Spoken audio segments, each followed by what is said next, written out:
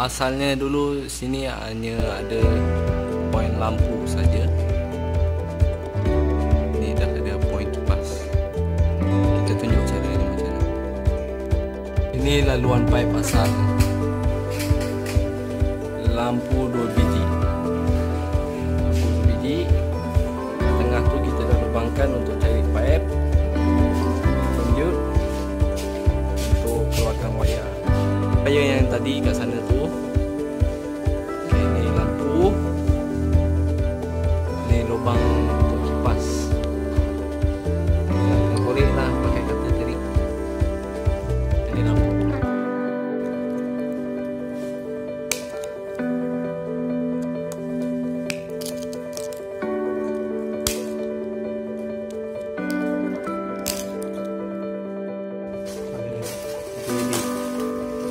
Okay, kita keluarkan wayar dia.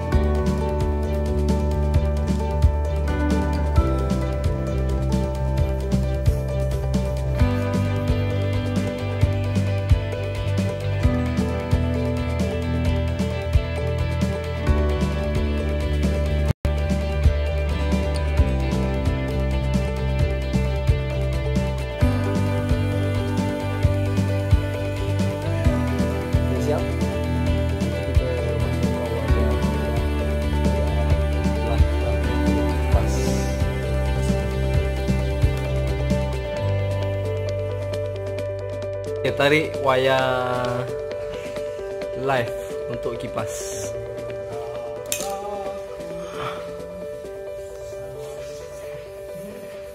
Ini nombor pendek ni.